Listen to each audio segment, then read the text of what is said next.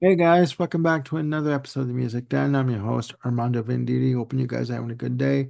And above all else, that you're looking after yourselves and one another. Ladies and gentlemen, we are going to be doing another episode of New Music Discovery. And to come along on this ride, I have with me, lo and behold, Mr. Jim Bricker. How's it going, Jim? Howdy, howdy, howdy. I'm doing fine, Armando. Happy day to you. Happy day. Happy day. Is it warm where you are? I would imagine it would be, being California. Well, it's starting to turn finally. I mean, last week we had like the majority of the week was in the hundreds, and I think now it's sort of settled back down into if it gets into the 80s, it's going to be hot. So it's things are going the right direction towards autumn finally. Okay. Well, here in Edmonton, it is 9 degrees Celsius, intermittent clouds, rain. It is effing cold for me. That's why I have the oversized pullover on with a zipper nonetheless. See? So, You're rocking the sweater, Mr. that, Venditti, looking good, sir. thank you so much, sir. Thank you so much. I'll send you a check in the mail, I promise. Now, ladies and gentlemen, the band we're going to be discussing today is a band that Jim brought to my attention. Thought we should do a an episode on. Originally, it was going to be on one album from this band's lead singer, his debut solo album called the New Sound. Um, but the more we discussed it, Jim thought it would be better to discuss the band and their three albums that they have released and just go from there and give our thoughts. So, the band is called Black Midi, Midi. They are a rock band from the UK, from England. They are listed as experimental rock, noise rock, avant-garde, post-punk, all of the above, and you know, all that wrapped up in a nice little package. Okay, let's put it that way. As nice as you can, yeah. Yes. I've never heard of this group before. Once I saw one of the album cover images. I do remember that Jim mentioned them. I do believe once before. The album cover did look familiar to me. But without further ado, I will pass the virtual mic over to Jim, and he's going to lead us in this episode of New Music Discovery. Take it away, All Jim. right. All right. Well, thank you. So yes, as you mentioned, Armando Black Midi is from London. They formed in 2017. Their output consisted of three full-length albums from 2019 through 2022, if my notes are right. Let me double check. Yep, 2022.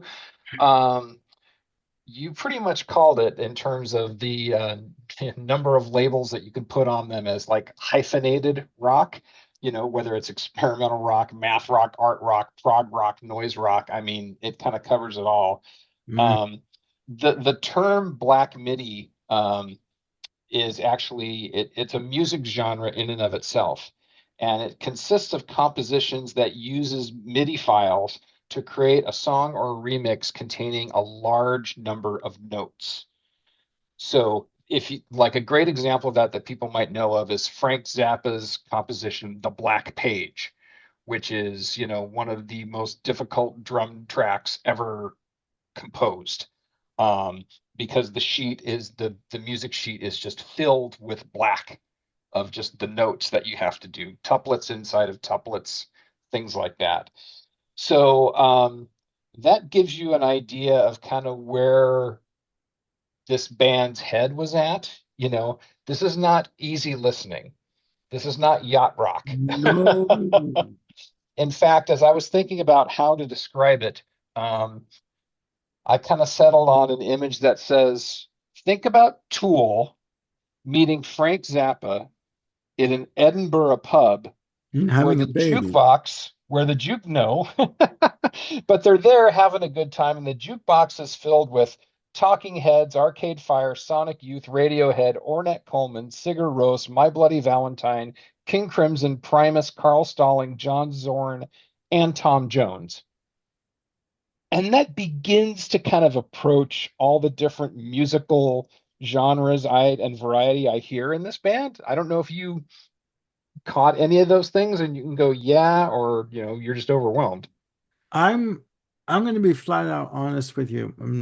Ladies and gentlemen, Jim Let's and I start it. did not share our like I did not give him my opinion of these albums prior to taping. I'm going to give you my flat out opinion. Noise does not even begin to describe it to Yes. me.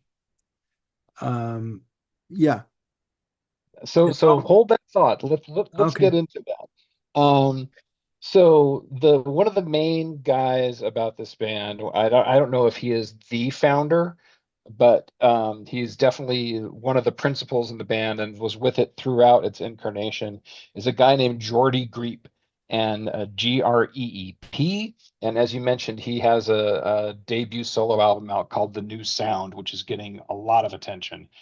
Uh, Greep, he's a young twerp. He was only born in 1999. Oh, Um, Christ.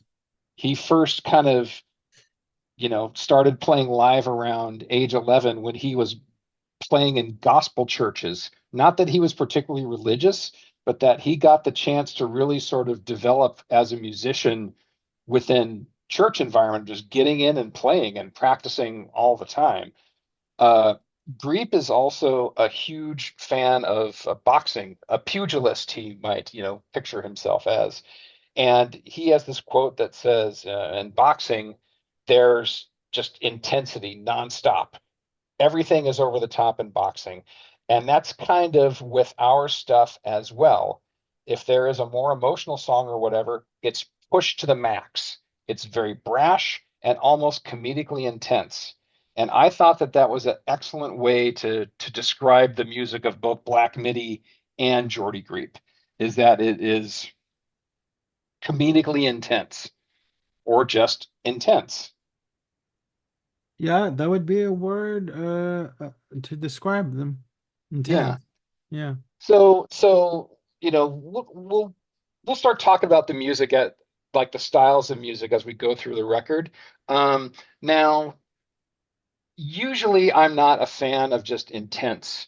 Like I'm not a fan of black metal and death metal and just stuff like intense for um just for being intense. Like Opeth with the Cookie Monster vocals and whatnot. That's just not for Yeah, me. that's not my bag either. I mean, I like Opeth with clean vocals, Yeah. uh, very intricate instrumentation on guitar hmm from the band. So yeah, no, I hear what you're saying. And so a lot of the intensity here derives from the I'll call it the experimentation within the music. We talked about, um, when we talked about John Zorn, that was a new musical discovery. That was some intensity as well, with just it's kind of stylistically all over the place. Things can stop and shift on a dime, And they and you can do have, three or four different styles of music within a 5-minute composition. with 10 time signature changes in one song. Yeah, no, I get that. Exactly. And so Black Midi is in and Jordy Greep's solo album, it's sort of in that genre. It's it's not something that I'd listen to necessarily for pleasure. Maybe if I listened to more of it, I'd get more used to it, and then I'd say, "All right, I'm in the mood for something challenging and fun. Let's put it on." Um, my son, who is the one who turned me on to Black Midi, probably 6 years ago now, John says Michael, that John Michael, yeah. He kind of describes their debut album, Schlagenheim, as an exposed nerve. being And beaten to death. well, so Okay, go on. My apologies. Go on. no, that's fine. So let's just kind of use one tune to kind of talk about it a little bit, and then the tune I'm going to talk about is one that's the lead off of the album. It's called 953. I'm just going to try to describe it musically. It's got what I'll call intro number one, which is this dissonant and overridden picking guitar line that's in 5/4, and the drumming is completely offbeat. Hmm. Like you don't always hear it on the 3 and the 2. You're going to hear it, all over the place and sometimes not even on the beat. Yeah. Intro number 2, you know, kind of gets into this whole power chord section that's like driven in 6/8. Now the verses kind of become, when once they do come in, things start to get a little more mellow. But then there's this Frank Zappa like breakdown section, and then it's like straight into this, 4/4 uptime portion of the main theme, and it goes back and it breaks down again. And then from the breakdown, the beats per minute is constantly shifting down till you get to like the end of the tune, and there's just not much else there. Now, lyrically, this guy is all over the place. Yeah. He he uh, he says that he prefers to write fictional stories into his songs rather than speak on real world issues. And he, I think he likes to come from the standpoint of having unreliable narrators as singing the songs, I or would being the voice. I would concur. Yeah. I'd concur. So yeah, so Schlagenheim, it's like that throughout. It's just constantly, it's just, all over the place. I don't think I mentioned Mr. Bungle, but Mr. Bungle is another good way to kind of think about how to sort of compare this band to. Mhm. Um, the other thing about the music is that, although Geordie is from London, he's got a very Scottish-esque style of singing. And so that can be sort of uh, I'll say a challenging barrier to entry as well. But Mhm. so that's me kind of describing the music. I mean, Armando, say a bit more about how you find this. Disturbing. Disturbing. Okay. That is a choice word. Please say more. I, in all honesty, I could not make Yeah. heads or tails of what was going on. There's a lot of musical influences, a lot of different styles, and one melting pot. Yep. Uh, Yep. Basically with one, within the first 8 bars of a song. That's how quickly they change in style and in approach and in instrumentation. Um, they use a lot of, from what I can tell, feedback in terms of on the guitars, to make this sort of wall of noise. And it was, I literally had to listen to the albums with my volume on low because Bob was in the other room working, you know, with clients, and even with the door shut, I couldn't keep it at a regular volume because it was that jarring for me, and that they would have heard it next in the other room. So Sure. yeah, and I mean, Grape's vocals, I mean, they're an acquired taste. They Yeah, are. they are. I mean, he'll be singing nonsensical, and then he'll go into like a shrieking situation, and it's like sensory And the shrieking comes after sort of a nice quiet sort interlude. of passage where he's Yeah, maybe whispering the vocals or just getting just really close to the mic. So it's if you had to turn it down, I'm sure where there's some times where you're like, okay, what is going on here? yeah, yeah, exactly. And sensory overload does not even begin to describe um what I have experienced over the past 2 days, ladies and gentlemen. You're saying I've put you through your paces. Yes, Hmm. yes. And there were moments when I was thinking, when I saw you again, when we were going to connect, I was going to ask you, what were you thinking? I mean, it was just, like, you know, the music is complex, it's intricate in its own way, but it makes to me, it makes Frank Zappa sound like Madonna. I mean, in terms of the musical arrangements, it is Hmm. so, there is so much in there at one time that it is to me at times nonsensical. I mean, in terms of where's the verse, where's the chorus, where's the bridge, if there is a bridge, where or in middle eight, whatever, it's like I'm like, oh my God, okay, like this is interesting. It is. They do have the quiet moments, few and far between, but they do, ladies and gentlemen. So Yeah, yeah, they do. So yeah, I mean well, let me ask you, did you have a chance to listen to all three of the Black Midi albums? yes, I did. Okay. Um, Generally, I mean, do you find that they all sort of fit into the same mold? Is there variation that you heard between the three of them? Maybe one that might lead something that might lead you to recommend one more than another, or Well, in reading up on them online, it did say the information I read said that they were more experimental in on their first album, Schlagenheim. Mhm.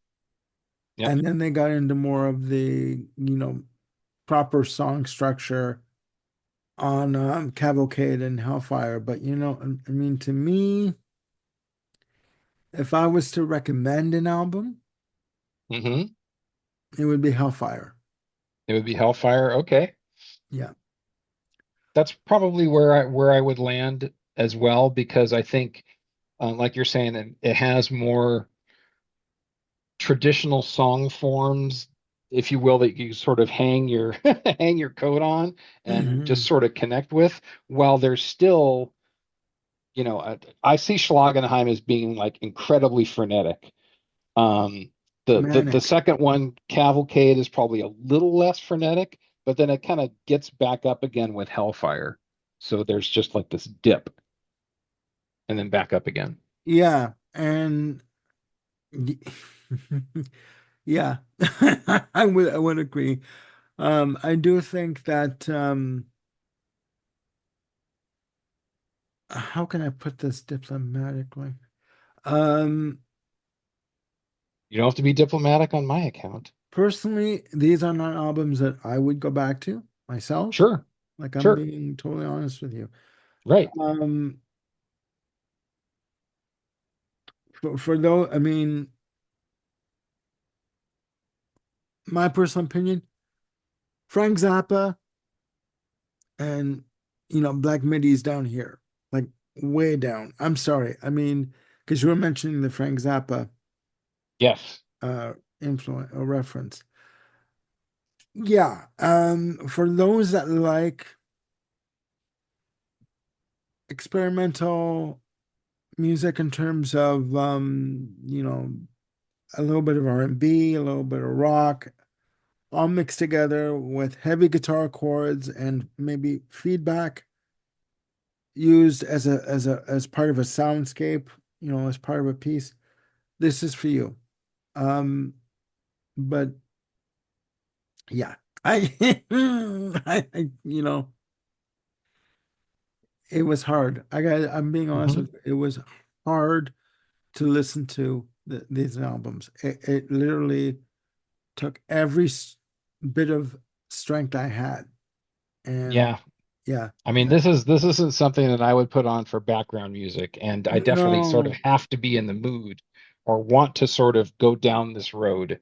I um, can understand why you'd listen to Jane Siberry as a salve after diving into this. So, yeah, okay.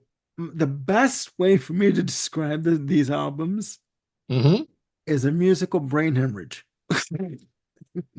Because you are just smacked in the face with these notes and these pieces of music, and you're just expected to accept it. And like, this is what we do, accept it no matter what. We're gonna move on. Next song, and it's like, oh, okay. It's like I can I no, but. there is a market for them. Obviously, I mean, they There, released three there's a albums. market, yeah.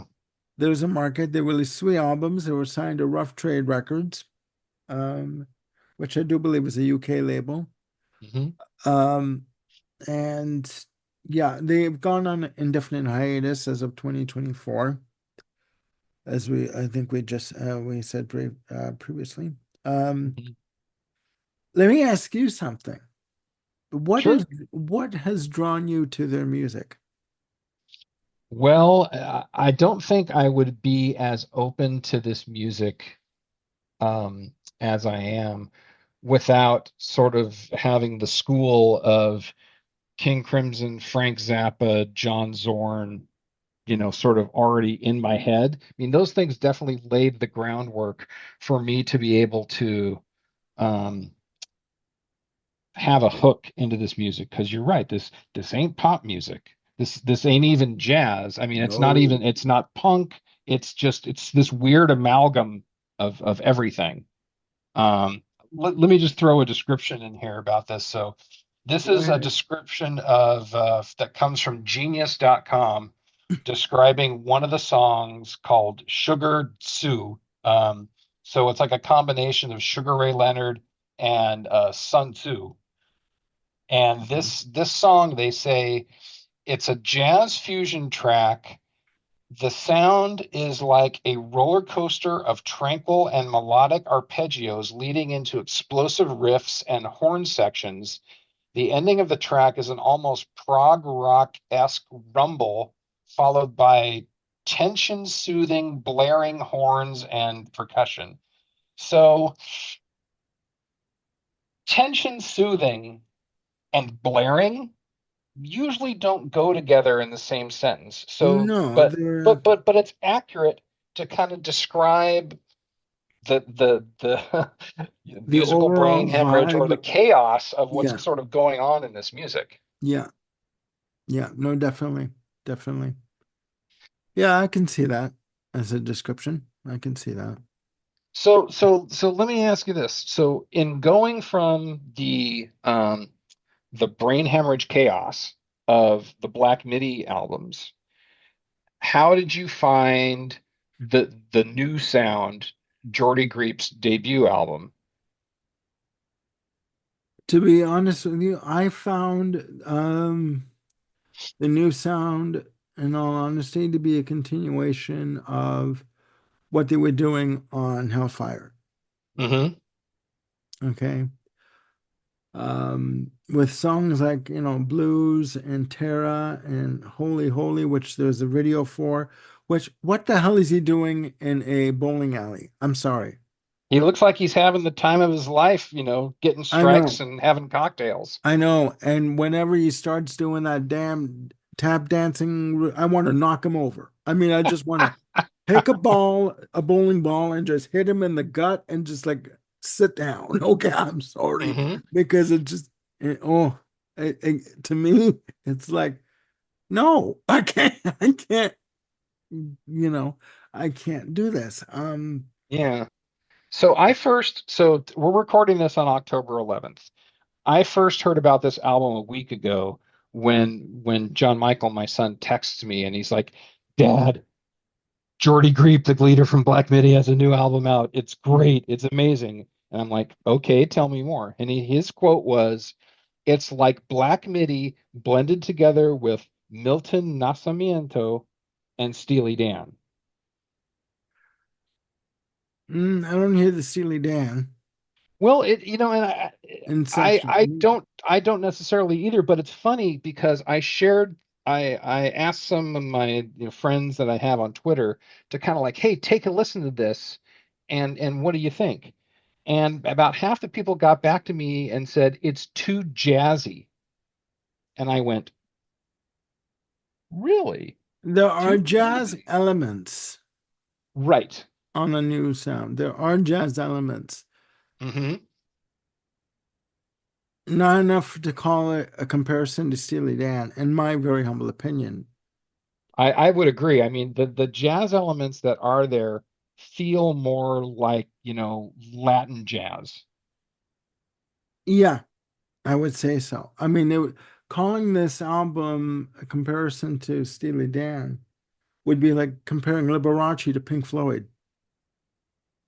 Maybe some passages compare closer than others. I'm just saying. I mean, it's Yeah. just again, ladies and gentlemen, it's my very humble opinion, okay? And No, I'm with you, and I know I'm I'm not gonna meet, necessarily.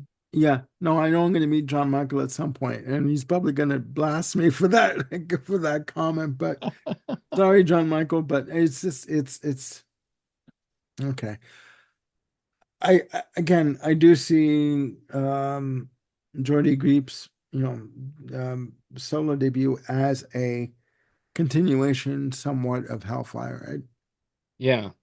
Yeah, and it's interesting the track, you mentioned Holy Holy, which is I think kind of the lead off single Yeah, from this. tracks. Just to just describe it for folks who haven't heard it yet, it starts off with these, 8 count staccato bursts of like drums and guitars.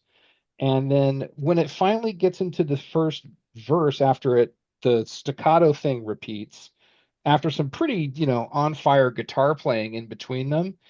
It starts off with this odd off time.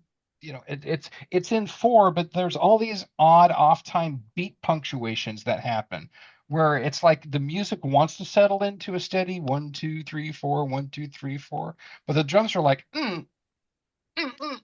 I mean, it's just the first. It's very off-putting. So even though it's like Yeah. it's like it cuts itself off at the knees, which Hmm. is kind of like the whole, way that Black Midi did things. It's like don't get too comfortable with what we're doing here because we're gonna screw with your expectations at some point. Yeah. Yeah. Yeah, I would say that that's a very accurate description of what he's doing. I mean, you can sort of tell who was the musical engine, I guess, of Black Mhm. Midi because I mean, again, what he's doing with his solo album is not that far removed from the albums he did with the band. I mean, I'm trying I was trying to find some, pardon me for saying this, I'm going to get blasted in the comments. Go away, go ahead, guys. You've done it before, you're probably going to do it again.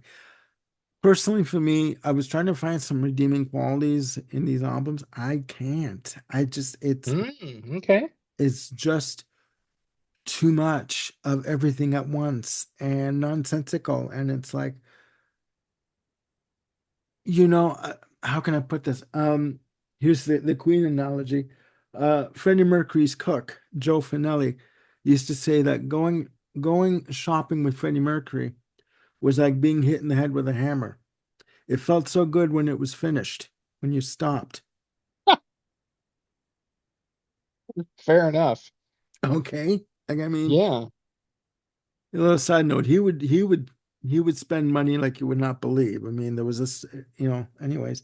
But yeah, I, I mean, go ahead, go just to ahead. throw a few other comments about there, just to sort of give people a expectation of what they might find if they dig into the new sound. Some of the notes I have, the song Walk Up to me is like an electric Tom Jones in 7/8, and it's got an Appalachian breakdown at the end of it. Um, Through the War or Through a War, excuse me, to me kind of sounds like Frog Steely Dan, but with cabaret tendencies in there. Okay. And there's a lyric in there that says like, "Have you ever seen a woman giving birth to a goat? That's what courage looks like." Okay. What the hell does that even mean? I I mean, and my question is to you too. Does he have to swear? Oh my gosh, this guy, swears like a whole dock workers convention. Good I mean, Lord. I can swear like a sailor too, but I mean, You do well. yes, I do. Yeah. But yeah, this Um, guy's all over the place. but I mean, like there'll be like a nice quiet passage, and then he'll say, then you have to, oh yeah, and then you'll want to this other guy and this other guy, and and spread your legs, and it's like, wait a minute. I mean, like, Like, to me, like, what am I hearing here? Like, you know Yeah. what I mean? It's like, okay, all right, okay. Like it. But what's interesting, and I hear what you're saying, and I guess the thing that really compelled me to sort of try to dig into this more and actually want to talk about these records with you a little bit Okay. is seeing um, a live session on YouTube that was recorded in London, probably like in September. So really recent. And it over the course of this show where he's playing, mostly songs from the new album, he drops two covers in there. One is at the end, and he's covering a Frank Sinatra tune, and I can't remember the name of it offhand, but probably about 3/5 of the way through the concert, he drops in a full cover of a 17, 18-minute Eberhard Weber tune from the ECM days called Colors of Chloe. Now, if you guys, if anyone out there knows ECM and Eberhard Weber and the particular album Colors of Chloe, it's very pastoral, tranquil, chamber jazz, but with the typical European twist Hmm. that ECM has.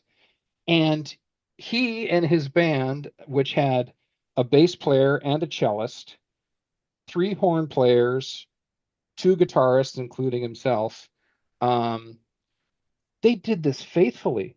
I mean, they were doing it it, like this actually wasn't a game, that they were really wanting to perform this well and, Okay. give it the honor that they deserved. So for me, that sort of, clicked on a little light bulb where I'm thinking, all right, if this guy wants to, he's not, as far as I know, no one's holding a gun to his head to do Sinatra and Eberhard Weber Hmm. live. If he's compelled enough to do that, then there's something about this guy's musical DNA that probably deserves a second look. And so that's the thing to me that really what was the compelling piece of evidence to sort of listen to this further and see what else I could find. And what did you find? Well, what I found was something that we've described, Zappa, Zorn, Yeah, yeah. Okay, okay. King That's what. King Okay. Crimson, all these different things. But if the $64,000 question is, am I going to go back to this? I'm going to give it a qualified yes. And the qualification is that I better be in the mood to take this stuff on. Because it's one thing to sit and listen to Crimson or Zappa or Zorn, but now I've got to be in the mood to listen to all three of those at once. An amalgamation. Yeah. Yeah. Yeah, and that's exactly what this is like. And I totally agree with everything that you're saying that it's overwhelming. Yeah. Yeah. I Yeah. mean, we Um, did a couple of episodes about the deep cuts of Billy Joel, which y- hasn't I don't know where this is going to air relative to those, but yeah, I can't imagine something kind of farther away from Billy Joel than, Black Midi and Creep. oh my God. Yeah. No, no, no, no, no. The only way I can describe it is no. I'm sorry. I mean, yeah, this is as far away from Billy Joel as you're gonna get, and this is Yep. gonna air quite far ahead of Billy Joel. Okay. Okay, so we're going to put this up pretty quick then. Okay. No, well, no, in further, um, you know, after Billy Joel airs. Sorry, I didn't. Oh, gotcha. I All right. meant it that way. But yeah, I sat there. I tried to listen to I tried to have an open mind, and it was just like these albums shut that door again. I couldn't do it. I mean, I got through them, but it's just, I mean. the last track on the new sound, if you are but a dream, that is the closest thing to sort of traditional contemporary jazz that is on these albums. Everything Mhm. else to me is just like a mixed bag of like white noise. It's too much for the senses. Yeah, I think the only other tune that I might put in there, Armando, as sort of being somewhat standard, if you will, Yeah. is the title cut from the new sound, where it's really just kind of this full-on Latin tinged instrumental jam. It kind of slinks and it rocks, and it's definitely stylistically pretty far away from Black Midi in that it doesn't have all these jarring shifts in tempo, Hmm. meter, beats per minute, all that stuff. It's pretty consistent in what it's doing. And that, for the people who said, "Ah, it's too jazzy," it's probably what they heard and sort of hung on to is that, wow, this is, not what I normally like to listen to. And so I think the rest of the album is going to be that way. Yeah. The interesting thing is that this is just, it's one piece of this kind of stew and gumbo that we've spoken about what goes into this record and the whole of the Black Midi catalog. Yeah.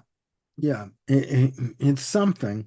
I'll tell you, I'll give you that much. I mean, um, would I go back again, like I said, would I go back to this? Unfortunately, I wouldn't. Yep, I hear you. I, And, g- and I it's interesting. This album has just been getting so much coverage on YouTube and Twitter/X and all that. I felt it was worth a listen to see, what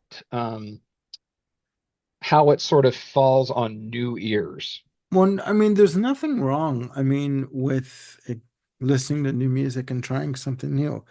If it's for you, you continue. If it's not for you, you don't continue. I mean, there's nothing wrong with that.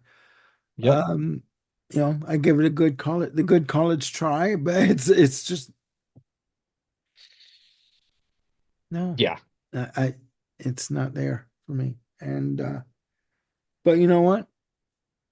I mean, there are going to be people out there watching that might be into this. So, Yeah, and I guess my goal in this was to try to give this as objective a description as possible without with and trying to differentiate, the objective description of what it is versus my subjective, opinion of it. mhm. So just to wrap this up again for me, Mhm. what for you, what draws you to this music? You know, I think it's creativity is the thing that sort of draws me in. The fact that it's different than the norm, that it's a bit of a challenge. I just don't I just don't like this much challenge all the time. And so I've really got to just sort of be ready, put those hip waders on, and then go into it fully knowing that this is, going to be nuts. Oh yeah, I mean, you really need to be prepared when you sit and listen to this stuff, ladies and gentlemen. You really do. There's no way around that. So, Yeah, I mean, I'll throw one more comment out there that go my ahead. another friend from 40 years, I shared this with, and he said, and he had never heard any of this before, and so he first heard the Jordy Griep album, and he said, "I'm 2 minutes in, and again, this feels like Naked City plus Fishbone plus open mic at an avant-garde jazz club plus a drum off at the NAMM conference in Los Angeles." I mean, it's just bam, it is It in is. your face. It's in your face. It's exploding all over you. Oh my God. Maybe that should be the title description for the video is exploding all over you. There you go. That- To me, there you go. No, explode. And yeah, no, to me,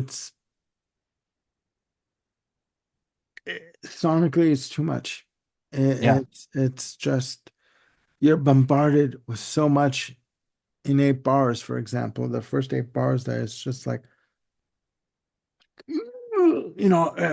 it's like you're in a car, you're going top speed, you're headed for a brick wall, you know you're gonna hit, but for some reason you just keep going and you smash into it. And you're left with the remnants after the fact. I mean, literally, that's what it feels like to me. Yeah. But enough of the colorful descriptions, ladies and gentlemen. I do apologize. Um, yeah, yeah, and that's the only way I can describe it. You know, John Michael, if you're watching, and I know you are, it's gonna be great to meet you, but this time, no, I can't do it. I'm sorry. I'm sorry. I'm sorry. I'm sure you're a fantastic person, but no, I can't. I can't. So, all right. Any closing comments that you might have? Yeah, I'm not sure what else to say about it. I mean, there's a lot of people out there who are saying, this is a masterpiece and whatnot, and I get where they're coming from because it fits in, like Anthony Fantano, who's a pretty big, YouTube guy, has given this album a 9 out of 10. And that Oh my figures God. given the other stuff that Fantano likes. I mean, this totally fits in uh, into his um, into his wheelhouse. But yeah, for me, I mean, I get the quality that's in there, but it's just not my bag all the time. I get it. I get it. So I'll call this stuff good, but it's got to be a good that I'm ready for. Mhm. I hear you. I hear you. All right, ladies and gentlemen, there you have it. And another episode of New Music Discovery wrapping up, covering the band Black Midi and the debut solo album from Jordy Griep, The New Sound.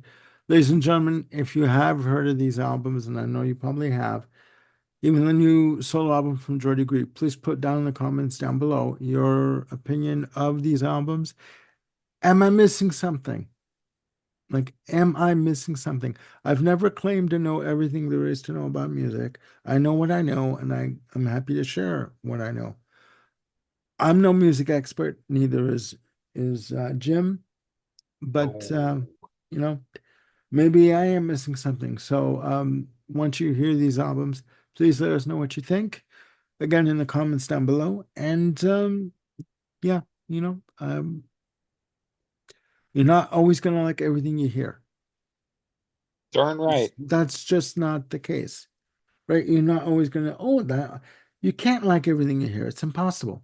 It's impossible, right? So there you have it, guys. For Jim Bricker, I'm Armando Venditti signing off. Before we go, we are working on some more episodes. We are going to be doing our top 5 albums of Jane Siberry. Talk about a total opposite of what I've been listening to the past couple of days, ladies and Oh gentlemen.